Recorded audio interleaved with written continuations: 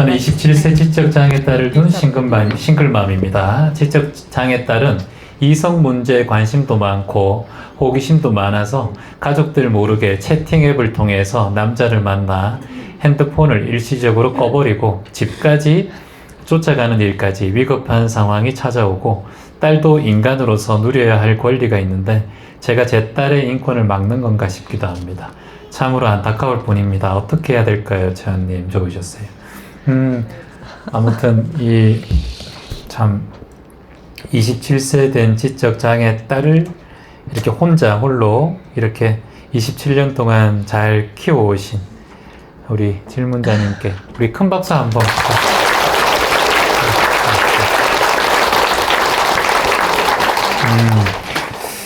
가장 힘든 게 뭐예요?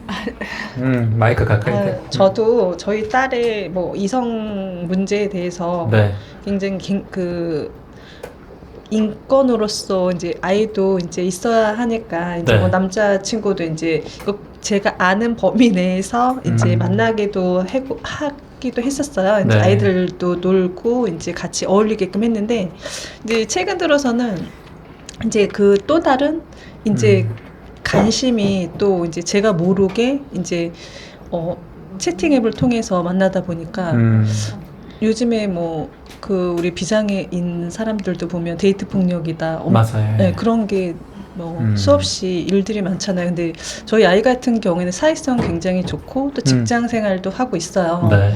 그래서 다행이다. 직장 생활도 하고 있는데 사람을 또 너무 좋아하는 쪽에 또 있다 보니 이제 그 아이가 얘가 이제 좋은지 나쁜지 그런 걸 잘 구별을 못 하잖아요. 그러면 가장 걱정스러운 게 뭐예요? 그러니까 그런 걱정스러운 게 혹여라도 얘가 이제 이용을 많이 당하는 경우가 제가 최근에 이제 그 주위에 있는 사람들을 봤기 때문에. 근데 딸은 27년 동안 이용당한 적이 있어요? 그런 건 없죠. 제가 근데 그건 걱정이잖아, 그러면. 그렇죠. 걱정이긴 하나 그 또 채팅앱을 통해서 저 모르게 그 남자는 집까지 쫓아가 버리고 또 그 핸드폰도 꺼버리고 위치 추적이 그렇죠. 이제 친구들끼리 할 수 있는데 그걸 다 꺼버리는 거예요.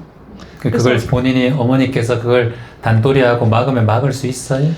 그러니까 제가 그거를 언제 어느 시기까지 이 아이를 어떻게 해야 되나. 그 시기는 없어요. 시기를 정하면은 그때부터 힘들어져요. 제가 그랬잖아요. 그냥 하루하루 살아가는 거예요. 근데 이게 5년 동안 해야 되나? 앞으로 이 아이를 어떻게 10년 동안 해야 되나?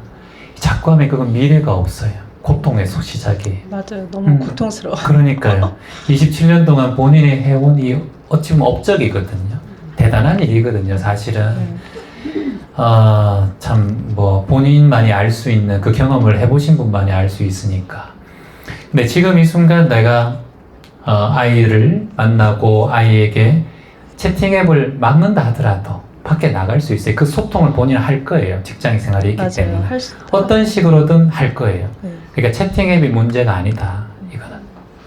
이해되시죠? 그래서 아까 말씀드렸지만 한 남자를 어떻게 한다고 해서 그 남자가 사라진다고 또 다른 남자를 선택하지 않는 것도 아니다라는 거예요. 20살 아이가. 그러니까 이 사람이 없어지면 그게 지금 엄마의 목표거든요. 뭐 채팅 앱을 안 하고 외출 안 하면 또는 그 남자가 사귀지 않으면 그게 이제 본인들의 다 집착이거든요. 근데 수행자는 어떻게 해야 되냐면 이 상황에서 어떤 면이 가장 현명한 일인가, 여기서 최선을 못하다면 차선이 무엇인가를 계속해서 돌이켜 알아차리는 게 수행자예요. 그러면 채팅앱이 문제가 아니고 자식이 지금 27살에 그렇게 된 호르몬의 문제들이거든요. 그런 것들은. 아이가 그런 마음이 계속 일어나는 건 어쩔 수 없는 일이에요. 그럼 막을 수가 없어요. 그건. 이걸 막게 되면 더 큰 사고가 일어날 수가 있어요. 아이들은 어떤 일이 생길지 몰라요. 특히나 지적인 좀 장애가 있는 친구들은. 그러니까 충동적이고, 그렇기 때문에 그러면 차안에 충동적인 사고가 일어날 수도 있잖아요. 남자들 만나고. 그거는 또 그때 걱정이에요. 근데 이걸 막는다고 해서 이게 안 사라진다, 이거는 없는 거예요. 그러니까 그거를 지금 우기라고 하는 게 자꾸 걱정 속에 있는 거예요. 근데 말씀하세요.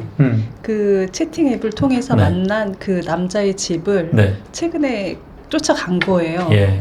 그래서 그 집에까지 저희가 어떻게 위치 추적을 해서 또 그 갔는데 네. 또 집에 오지 않겠다는 거예요. 또 그 정도로 한번 고집을 부리기 시작을 하면 그러면 그 남자를 만나보죠. 봤어요. 보니까 어땠어요?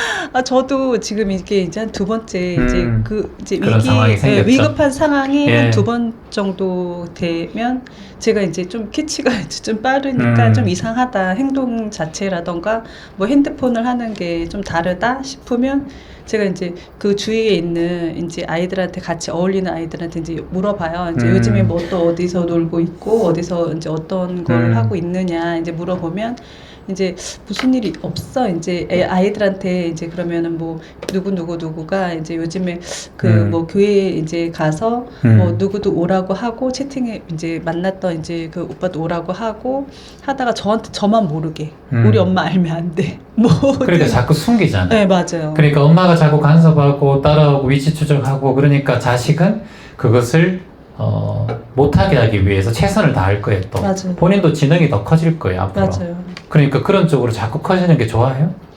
엄마를 자꾸 속이는 일인데 어차피 그 친구는 어떤 행동을 호르몬적으로 자꾸 할 거예요. 성향상으로. 네. 근데 그거를 막을 수가 없다니까. 그러면 어떻게 생각하는, 저 같으면 예를 들어서 27년 동안 많은 사람을 만나고 자기가 이렇게 많이 했으니까 그동안 큰 문제가 없었어.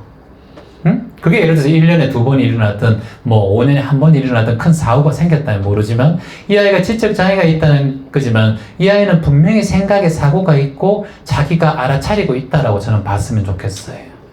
근데 자식에 대한 믿음. 그렇지를 못하니까. 그런데 그렇지 못한데 지금까지 27년 동안 그렇게 하는데도 본인이 아무런 문제가 안 생기고 그리고 주변에 만나는 사람의 인연들이 그 아이를 해코지 않고 그래도 무난하게 잘 이렇게 지내왔다는 거는 굉장히 감사한 일이에요.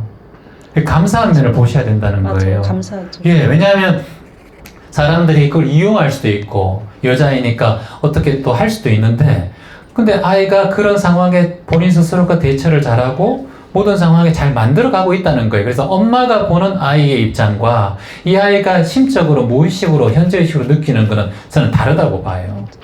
그래서 이 아이에 대한 존중 그리고 이 아이를 성인으로 바라보고 장애가 있는 거는 우리가 바꿀 수가 없으니까 그건 인정하되 이 아이가 온전하게 잘 살아가고 있다고 엄마가 믿음으로 얘기해주고 엄마가 지금까지 일 보니까 참 우리 애는 그래도 큰 문제 없고 너무 잘 살아가줘서 고맙다. 엄마가 너를 믿게 돼. 고마워. 잘 살아가줘서 고맙다. 우리 딸. 어디 있든 문제 생기면 언제든지 엄마가 전화해. 이제 엄마가 너를 믿음이 더 커졌으니까. 이렇게 해서 아이가 본인 스스로에게 부모가 뿔인데 엄마가 자꾸 부정적으로 어디 가서 뭐 할까? 위치 추적하고 막 따라다니면 이 아이는 더 불안하죠. 그리고 진정한 뿌리가 아니라 그거는 나에게 상처 주는 사람이라고 생각할 수 있어요. 자신의 자유를 막는 사람. 그래서 몰래 자꾸 하게 돼. 근데 저도 오픈을 하고 아이들 뭐 노는 것이라던가 그런 거를 딱 이게 시간을 이제 정해주기도 해요. 이제 자기가 언제 너 이제 오늘 예를 들어서 오늘 10시에 이제 나간다. 그러면 이제 그 들어오는 시간을 내가 정하라. 이제 그렇게 하고 이제 그렇게 저도 뭐 자율적으로는 하는데 그리고 또 이제 그 또 이런 이제 SNS 통해서 이제 만나는 사람들이 이제 목적은 또 이제 제가 이제 걱정하는 거는 그래 걱정이라니까. 예. 그거는 그냥 지나가면서도 어제도 TV 보니까 엘리베이터 탔는데 아줌마 뒤에서 갑자기 모르는 사람이 폭력해가지고 사람을 중상. 그러니까 그거는 내가 조심하고 조심 안 하고 그거랑은 인생은 다르다고 봐요. 저는 인생은 불확정성의 원리거든요. 어떤 일이 일어날 수가 항상 있어요. 근데 내가 부정적인 생각을 자꾸 하면 이게 뭐든지 우리가 서로 비슷한 것끼리 자꾸 만나게 돼요. 주식하는 사람은 주식장에 감에 있고 도박하는 사람은 도박장에 감에 있고 불안한 사람은 불안을 자꾸 만나게 돼요. 그래서 불안하게 생각하지 말. 일어날 일은 일어나게 날 수밖에 없고 일어나지 않을 일은 일어나지 않아요. 근데 그걸 자꾸 걱정으로 가져가면 내가 병든다니까. 내 마음이 병든다니까 자꾸. 그래서 그런 거는 저는 안 했으면 좋겠어요. 자식 너무 고맙다. 항상 엄마 너 믿어. 그래 지금까지 잘 살아왔으니까 잘 살 거야. 이렇게 마음 내주고 최소한의 보완은 본인이 엄마가 약간 신경 써주고 그게 너무 드러나지 않게 해주는 것. 그게 자식이 앞으로 살아갈 존재로 힘을 실어주는 엄마의 역할이다. 언제까지 그렇게 해줄 건데? 그러니까요. 본인도 나이가 들고 늙어갈 텐데 그건 아니라고 봐요.